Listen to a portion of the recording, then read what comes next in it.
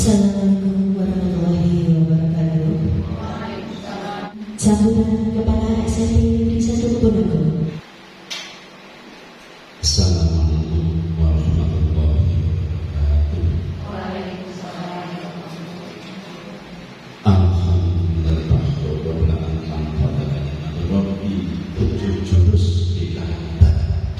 Assalamualaikum warahmatullahi wabarakatuh.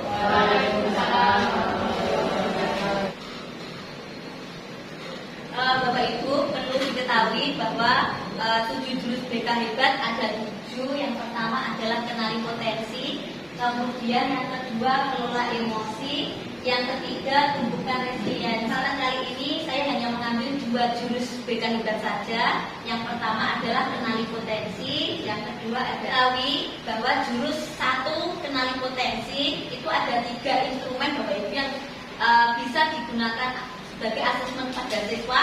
Yang pertama tes daya belajar, yang kedua tes minat karir, yang ketiga adalah tes multiple intelligency. Alasan kenapa saya memilih tes multiple intelligency untuk mengukur bakat, minat dan potensi siswa. Karena yang pertama, yang jelas tes ini membantu mengidentifikasi profil kecerdasan siswa.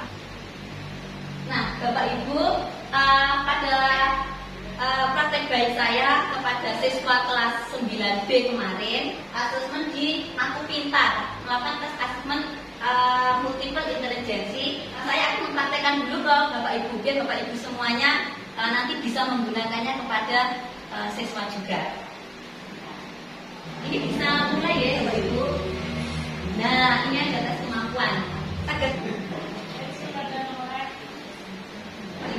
Oh, intrapersonal. Bapak Ibu ada yang sudah Bu tes sama Pak? Di sini tahu berapa persen musikal? Asesmen ini kemarin sudah saya praktekkan selesai Bapak menggunakan metode apa juga sih? Ini untuk aktivitas, kemudian refleksi dan konseptual, kemudian aplikasi.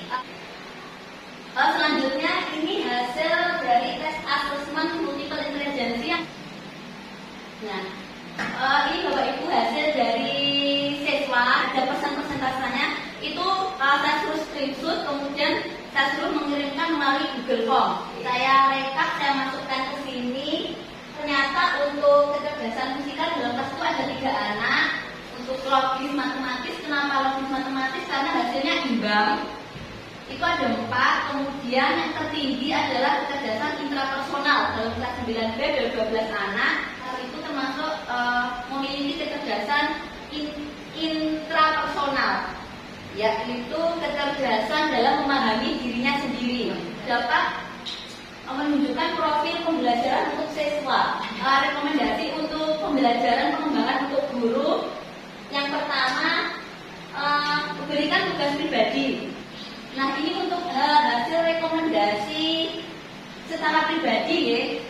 Misal saya contohkan Afrika, ini 92% memiliki kecerdasan musikal. Dari hasil ini, interpretasi dari asesmen dapat saya interpretasikan ketemu kekuatan utama dari Afrika. Afrika memiliki sensitivitas yang luar biasa terhadap nada ritme. Ini sudah terbukti karena Afrika memang kemarin mengikuti drum band Pak Gen. Pilihannya banyak sekali, mungkin komposer, jadi pemusik, produser, jadi guru bisa, guru musik atau dosen musik juga bisa, ataupun main musik profesor orkestra band. Ya. Nah, kemudian dari hasil ini data asesmen murid itu kami masukkan ke dalam program tahunan dan juga RPLBK. RPP-nya pilihan karir setelah lulus SMP akan saya berikan nanti insya Allah bulan November. Ya, ini tadi. Ini untuk protanya. Saya akan memakai metode ARKA, Bapak Ibu. Nah, untuk penggunaan asesmen dalam layanan BK, Bapak Ibu, asesmen ini kami gunakan untuk sebagai dasar untuk layanan klasikal ataupun kelompok, dan untuk layanan konseling individual. Kemudian layanan peminatan dan perencanaan karir. Kita peregangan dulu ya.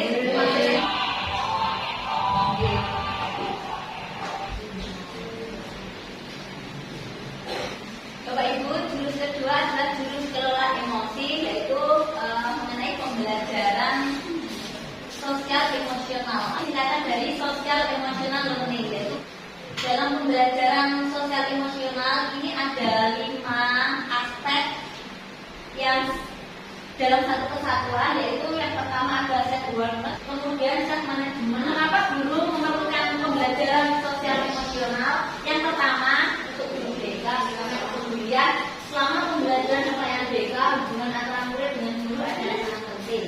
Jadi Bapak Ibu ada elemen-elemen dalam pembelajaran sosial emosional dan ada kompetensi self awareness dalam peta emosi. Ini yaitu excited, itu gembira. Okay. Ada tender itu lemah lembut, okay. Kemudian ada scared itu adalah ekspresi bisa kenali dan kendali kita. Ada neokortex dan juga ada limit. Kita ibaratkan tangan dikepal, kemudian ibu jari itu dimasukkan ke dalam jari. Okay. Pada saat ini, pada model ini kita berpikir tenang, logis, penuh pertimbangan. Nah, jika pawangnya ini hilang, nah maka ini reptilnya, dinosaurusnya itu akan keluar. Ya, langsung kita nanti hanya ada mode tempur dan juga kabur. Biasanya kalau emosi kita langsung merespon emosi itu dengan tindakan. Oke, langsung tindakannya apa biasanya agar tidak terjadi penyesalan. Jadi dalam kompetensi pengambilan keputusan itu untuk jeda ini alat penerapannya ada alat baku Bapak Ibu yang disebut dengan roda pilihan dan mindfulness. Dalam pembelajaran ini kemarin saya sudah menyebar asesmen kepada siswa. Ini kemarin saya sebarkan kepada siswa kelas 9A. Ya Bapak Ibu, ini bisa juga. Dan yang jadi fokus saya ini di self management ini di bagian kadang-kadangnya ini cukup tinggi. Berarti kan emosinya kurang stabil, self managementnya kurang stabil. Nah, ini integrasi sel ke dalam program tahunan RPL-nya juga lengkap di sini. Nah, yang menjadi RPL ini adalah nanti hasil ini bisa kita kolaborasikan dengan guru mapel, berarti dengan mapel agama. Nah, ini dalam kelas kemarin saya suruh membuat roda emosi, tapi itu belum sempurna. Di sini ada emosi, ya, ada gambar-gambar emosi, ada marah, kemudian sedih.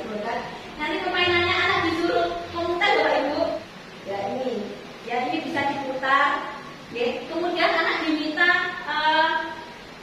menyebutkan ekspresi di sini. Pada saat marah itu ekspresinya gimana saat marah. Kemudian bagaimana cara mengatasinya. Itu bisa dengan tarik nafas atau dengan duduk tenang dulu.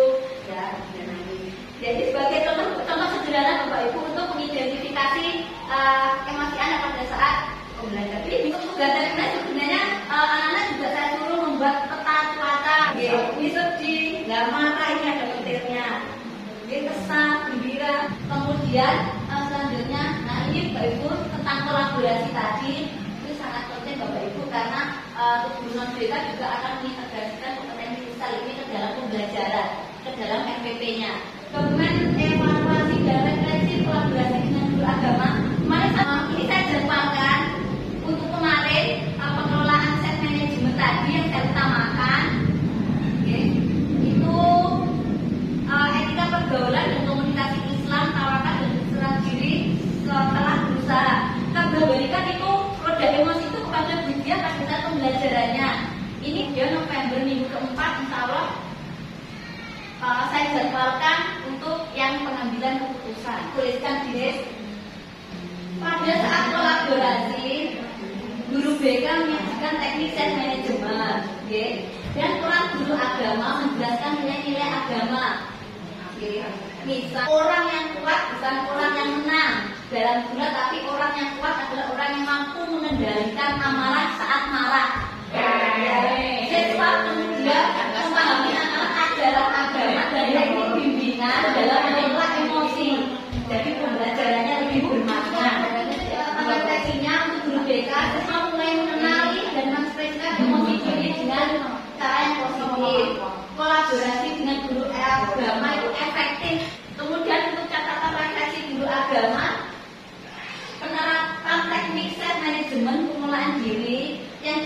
dengan nilai-nilai agama itu ternyata memberikan dampak positif pada stabilitas emosional siswa. Secara tidak lanjut, kemudian mengalokasikan waktu untuk melakukan konseling individual bagi siswa yang masih kesulitan dalam mengendalikan emosi, belum terjawab sehingga dibatang kayu. Terima kasih and thank you.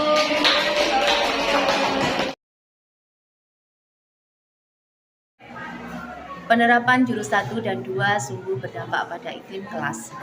Penerapan jurus 1 kenali potensi, siswa tidak hanya sadar akan kelebihan dirinya, tapi mampu mengenali potensinya dan menjadi lebih percaya diri dalam memilih karir dan studi lanjut. Kemudian jurus 2 kelola emosi. Layanan 3 ini terasa lebih efektif untuk siswa dalam bergaul dengan temannya dan melakukan sosialisasi dengan teman sebaya. Mereka lebih mudah beradaptasi sesuai dengan potensi dan emosinya.